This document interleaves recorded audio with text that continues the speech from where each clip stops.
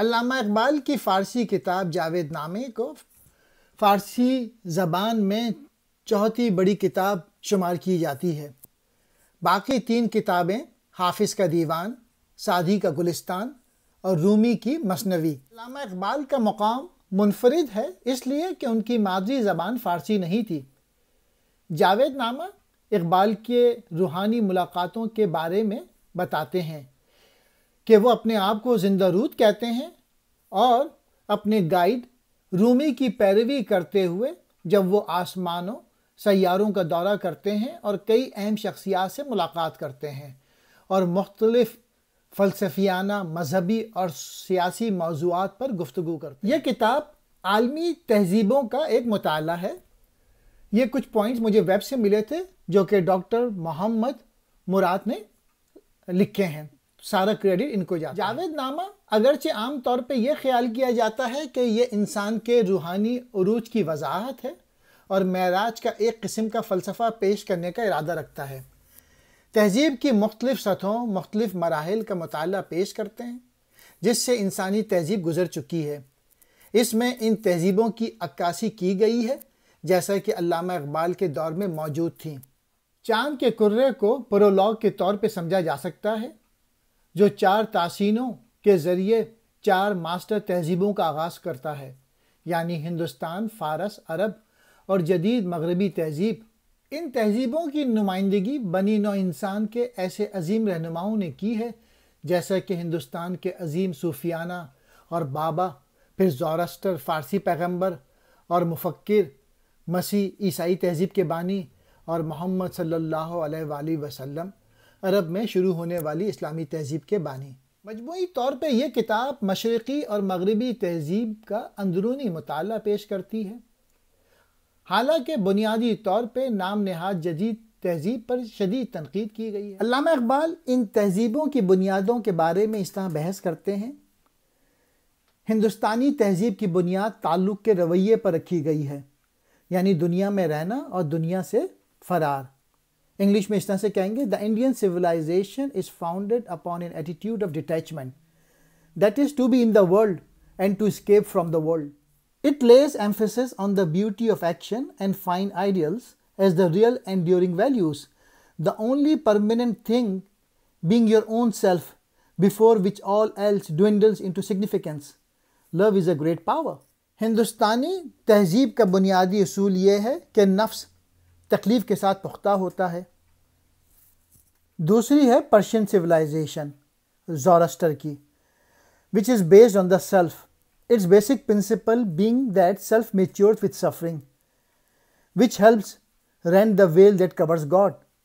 This civilization is mystical in nature, with its object being the attainment of beatific vision. It teaches that the self of man is fashioned by love, that solitude and company are both facets of God. Solitude is pain, burning and earning company's vision. Persian civilization کا بنیادی اصول یہ ہے کہ نفس تکلیف کے ساتھ پختہ ہوتا ہے۔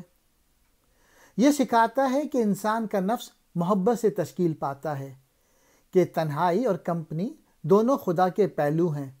تنہائی درد، جان اور تڑپ ہے، صحبت ویژن ہے۔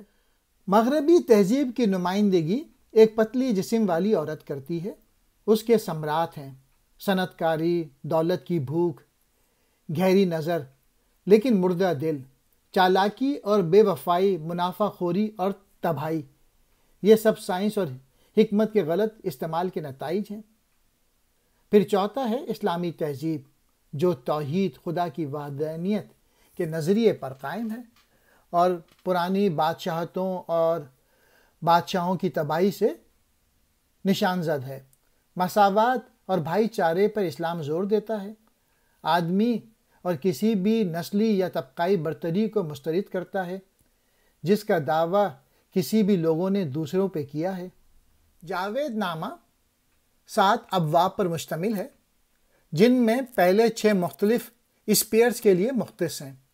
ان دائروں کے ذریعے اقبال نے مذکورہ تہذیبوں کے مختلف پہلوؤں پر بحث کی ہے۔